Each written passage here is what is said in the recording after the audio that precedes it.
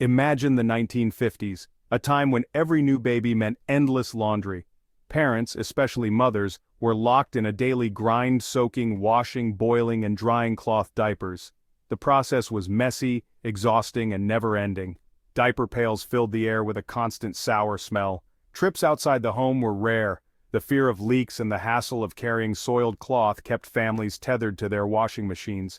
Layers of plastic pants tried to prevent leaks, but often caused discomfort and rashes. The habit was deeply ingrained. Cloth diapers were a symbol of good parenting and thrift.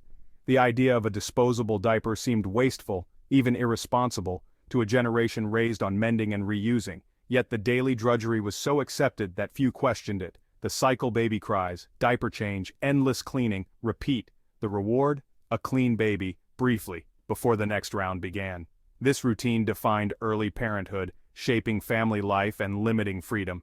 To break this cycle would require more than a new product. It would demand a shift in how parents viewed convenience and care.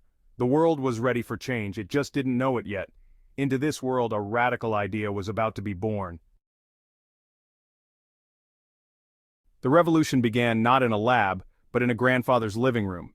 Victor Mills, a chemical engineer at Procter & Gamble, was frustrated by the mess and inefficiency of cloth diapers while babysitting his grandchild. He thought, there must be a better way. Mills turned his personal annoyance into a mission. He quietly assembled a team at P&G to invent a disposable diaper. The challenge: make it absorbent, comfortable, and affordable enough to throw away. Early prototypes were crude, bulky, leaky, and uncomfortable.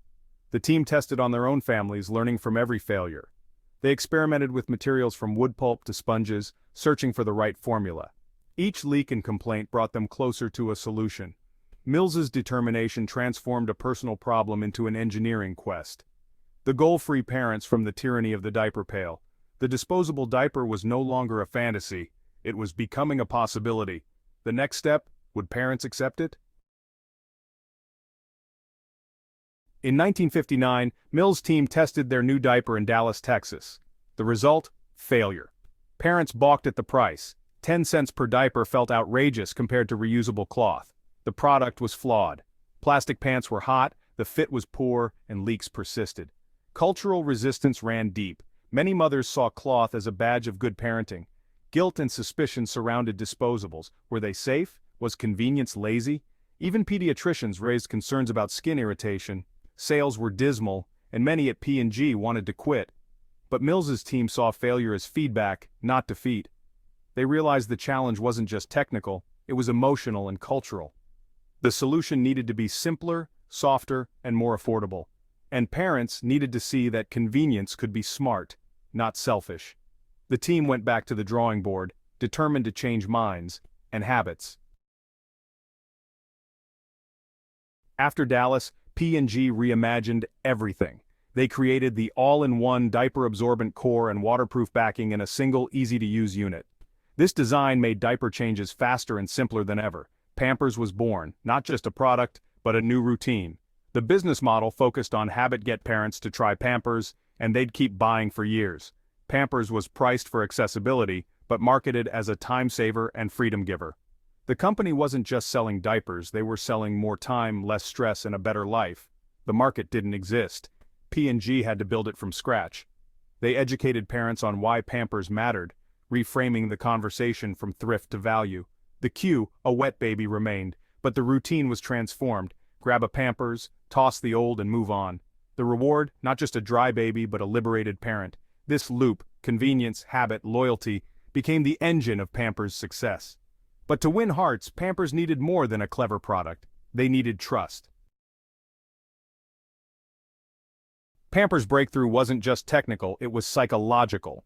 P&G built trust on 3 pillars: education, hospitals, and heart. First, they educated parents. Ads explained how Pampers kept babies drier and healthier, shifting focus from convenience to well-being. Second, they partnered with hospitals, supplying free Pampers to maternity wards. Nurses using Pampers on newborns gave the brand instant credibility. For many parents, the first diaper they ever used was a Pampers, endorsed by experts. Third, Pampers advertising tapped into emotion. Campaigns showed joyful babies and relaxed parents, selling not just dryness but moments of love and peace. The message: Pampers gives you more time for what matters, bonding with your child. This emotional connection eased guilt and built loyalty.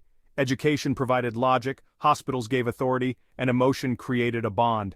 Pampers became more than a product, it became a trusted partner in parenting. This three-pronged approach turned skepticism into devotion. Pampers didn't just change diapers, it changed parenting culture. The next challenge, staying ahead through innovation and reaching the world. Pampers' success depended on relentless innovation. In the 1970s, adhesive tapes replaced pins, making changes safer and faster. The 1980s brought super-absorbent polymers. Diapers became thinner, lighter, and more effective. Marketing highlighted these scientific advances, reinforcing Pampers as the leader in baby care. Global expansion followed, but P&G adapted to local needs. In Japan, thinner, more breathable diapers fit cultural habits. In developing countries, Pampers offered affordable options in smaller packs. Each market got a tailored solution. New features, stretchy sides, lotion, wetness indicators, kept Pampers ahead. Profits fueled research, ensuring Pampers stayed innovative. The brand's dual-focus cutting-edge science and global adaptability. Pampers became a worldwide phenomenon, always evolving to meet parents' needs. But competition was coming. Pampers' dominance sparked fierce competition. Kimberly-Clark launched Huggies in 1978, igniting the Diaper Wars. Huggies innovated with better fit and leak protection, forcing Pampers to respond. The rivalry drove both brands to improve. Thinner diapers, fun designs, new technologies. Consumers benefited from better products and competitive prices. Pampers stayed ahead by leveraging its trusted brand, hospital partnerships, and constant innovation. They segmented the market, offering premium and value lines to reach all parents. The lesson, even a market leader can't rest. Pampers fought to keep its crown by listening, adapting, and never standing still. The diaper wars made the product better for everyone. In the end, Pampers' real strength was its bond with parents. That trust was its greatest defense. But what can we learn from this disposable revolution? Pampers' story is more than a business tale, it's a blueprint for innovation. Lesson 1. Solve a real problem. Pampers was born from a grandfather's frustration, not a marketing brainstorm. The best products address genuine needs. Lesson 2. Change habits, create markets. Pampers didn't just improve cloth diapers, it made them obsolete by making life easier. By partnering with hospitals, they rewired routines at the most influential moment. Lesson 3. Build brand love. Pampers moved beyond function, connecting emotionally with parents. Trust, education, and empathy turned customers into loyal advocates. The journey from messy laundry to global icon shows the power of human-centered innovation. The most successful brands solve problems, change habits, and earn trust. Next time you see a familiar brand, ask, what problem did it solve? What habit did it change? How did it make people feel? Pampers' legacy is a reminder. Behind every great product is a very human story, and sometimes the simplest ideas change the world. The end.